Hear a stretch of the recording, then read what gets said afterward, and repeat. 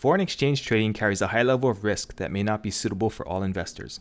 Before you decide to trade foreign exchange, carefully consider your investment objectives, experience level, and risk tolerance. You could lose all of your initial investment. Educate yourself on the risks associated with foreign exchange trading and seek advice from an independent advisor if you have any questions. All information is solely for educational and entertainment purposes and is not trading or investment advice. Past performance does not guarantee future results. Lynette Allen is a full-time independent Forex trader in Sydney, Australia. She primarily trades the Aussie US dollar, and she's also into travel and minimalism. Let's go talk to her. Hey Lynette, thanks for coming on the show. How are you doing today? Great, thank you. Thanks for having me. Yeah, no problem. So how'd you get started as a trader? I got the idea to start trading about 4 years ago. At the time, I was just getting interested in personal finance, and a lot of my personal finance books suggested getting into trading stocks. It took me about a year from getting the idea to actually getting the courage to finally open up a broker account and get started. It was only when I was channel surfing and I came across an episode of Wall Street Warriors with Timothy Sykes. And it looked like he was having such an awesome time and making a lot of money. So that was pretty much the, okay, let's do this moment. And I placed my first trade about a week after seeing that episode. Cool. You told me you were doing well in stocks. What are the advantages of Forex that made you switch? The advantages of Forex that made me switch is that my trend following method just worked better with Forex than stocks. Another reason is that I love how Forex is 24 hours, so I can trade when I want to trade and I don't necessarily have to trade during the daytime. I love the economic data usually has a set time, so you can kind of plan for that. What I hated about ASX stocks was the random trading halts and then the gaps when they would come out of a trading halt. It's good if it goes your way, but not so much fun when it goes the other way. So how long did it take you to go from when you first started trading Forex to trading full time? I went full time at the start of this year, trading 80% stocks and 20% Forex. And it was about 5 months into going full time with my trading that I realized I was a much stronger Forex trader than stock trader. So I knew I had to give up trading stocks and put more energy and more money towards Forex. Giving up trading the ASX wasn't the easiest thing to do because that was such a huge part of my life for the past 3 years. But deep down, I knew giving up stocks and moving to just solely Forex trading was something I really had to do. Ah, I see. And you only trade the Aussie US dollar, is that correct? Yes, that's correct. Maybe taking a step back a little bit, how did you know when it was time to make the leap to go into trading full time? Well, at the end of last year, my fiance got accepted to study a course, and that meant that at the start of this year, we had to move to a completely new area. Before we moved, I was thinking, okay, well, what am I going to do when we move? Am I going to go out and get a job, or is this the sign to give full-time trading a chance? I was doing well with my trading and I had a few months worth of living expenses saved for a bit of a cushion. So I thought, okay, let's just give this a shot, and if it doesn't work, then I'll just go back to working and trading part-time. If full-time trading didn't work out, it wasn't the end of the world. I would have just given it another shot further down the line. Is there a mentor or a course that had the biggest impact on your success, or if not, what was it? I've never actually had one particular mentor or anything. During my first year and a half of getting into trading, I didn't talk to any other traders because I just didn't know there was such a huge community of traders out there on the internet. But when I did discover other traders, I was very, very lucky that a lot of them took me under their wing and they were very open to me asking any questions, and they were kind enough to share any information and resources they came across with me. I'm very, very lucky and extremely grateful that they helped me out the way they did. Can you tell us a little bit about your trading method? Sure. So I like to trade one pair, the Australian dollar and the US dollar on a line chart. I like to use multiple time frames to follow the trend. I like to use the 1 minute, 1 hour and daily chart, and my entries and exits are determined by 3 patterns, 1 entry pattern and 2 exit patterns. Ah, I see.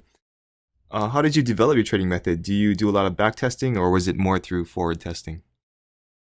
It started out with my patterns, which I worked out over the course of a year of testing were the highest probability patterns to trade the Australian dollar and the US dollar with on a line chart. So I started trading those patterns on the 1 minute time frame alone, looking to just get small pip movements. Then I worked on adding higher time frames to my method to get the bigger pip moves. Hmm. I find that if I can get my entry on the 1 minute time frame, then my stops can be quite tighter than entry on the 1 hour time frame. So Hmm. I use forward testing to work on my skills to nail the 1 minute time frame entries. Ah, I see. Okay. What do you love the most about trading? I love that it's the only thing in my life that I have been able to stick with. There's never been anything before that I have even remotely been able to have this level of concentration, drive, and excitement with. So that's why I love it. And the money is pretty right too. What are the top one or two traits that you think somebody needs to have to be a successful trader? I feel a successful trader needs to be able to recognize what they did wrong when they make mistakes and try their best to not make those mistakes again, but not get too down on themselves if they do make the mistake again. Mm-hmm. I also believe, depending on your method, that a successful trader needs to have a good level of patience. Patience was such a battle for me when I first started trading Forex, but as time went on, I really improved. And my patience isn't completely where I want it to be, but I'm definitely a million times better. Ah, I see. What are some of the common misconceptions that people have about trading that you would like to dispel? Well, trading is definitely not easy, and it's definitely not something you will learn in a couple of days or weeks. Even if you do put in the time, it's not a guarantee that you will end up being a successful trader. A lot of people think that trading method has to be quite complex in order to bring in good results, but my trading method is actually quite simple, and a lot of people have a hard time believing that I trade Forex off a line chart. Another misconception is that some older traders look down on younger traders and think they can't possibly be any good or can't possibly have any good ideas about trading or the trading lifestyle. So that's kind of my aim, to show people that younger traders can actually be all right. I see. Very cool. I respect that definitely. I found out about you through your blog. How has blogging improved your trading, or has blogging improved your trading? And if so, how has it? Blogging has definitely improved my trading. I'm not someone who learns instantly, so I need a lot of repeating for information to sink into my brain. Hmm. I treat my blog a little like study notes, so every time I repeat writing about PMIs, trade balances, interest rates, etc., that's just drilling it into my brain a little bit more. Hmm. Blogging is also quite, I guess, therapeutic. So if I have a bad trading day, I can vent about it on my blog, and it makes me feel a hell of a lot better. Better, sorry.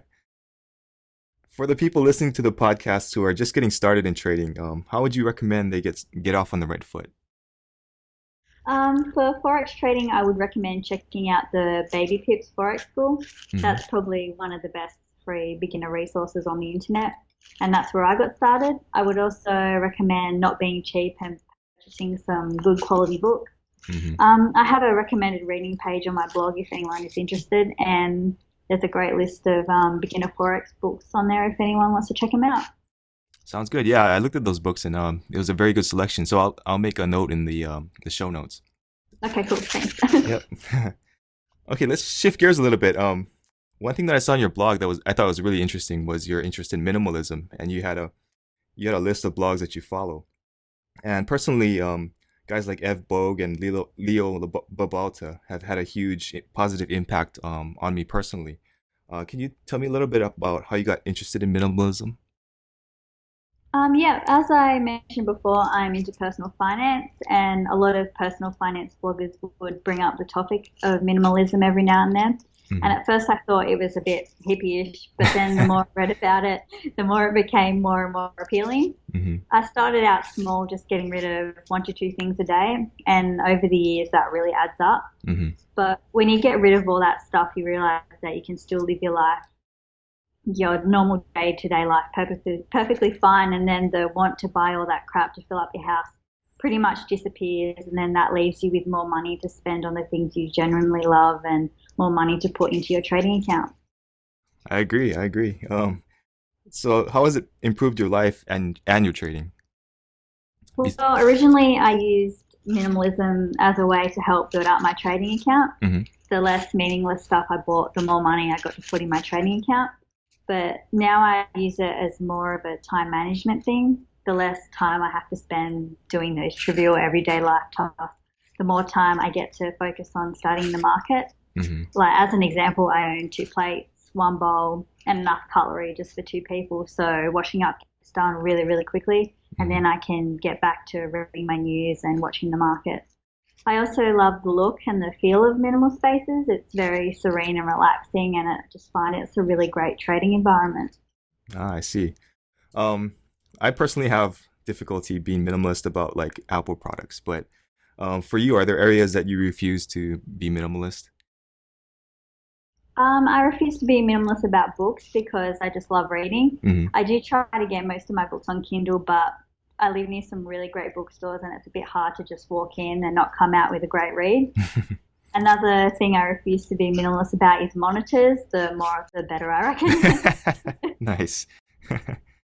If any of the listeners out there are interested in becoming more minimalist, what are the top two or three sources that you think they should start with?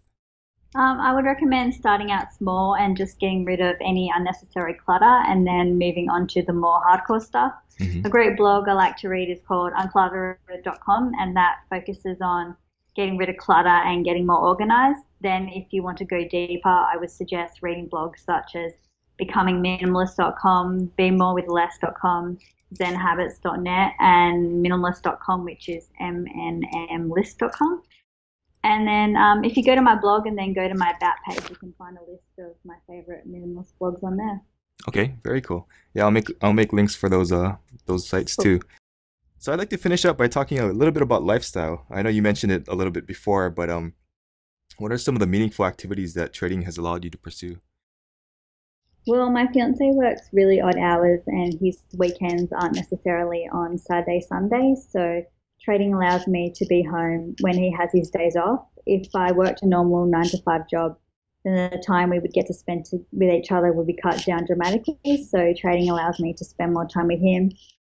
And trading also allows me to take time off for however long I need to. So just say I want to go traveling and take time off. Well, I know when I come back, I'm still going to have a job. I think a lot of people think that being a full-time trader will be all about, having a mansion and their Ferraris or whatever. But as far as the people you know who trade full-time and your own experience, of course, how do most full-time traders live?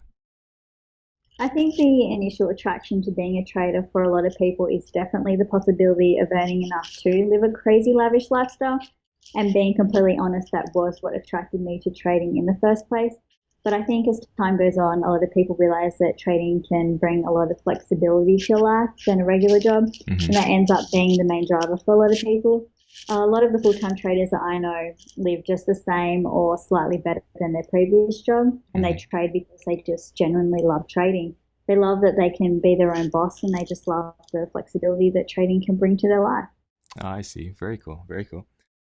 Okay, well, thank you very much, Lynette. I appreciate you coming on and giving us your perspectives. No worries. Thanks for having me. Take care.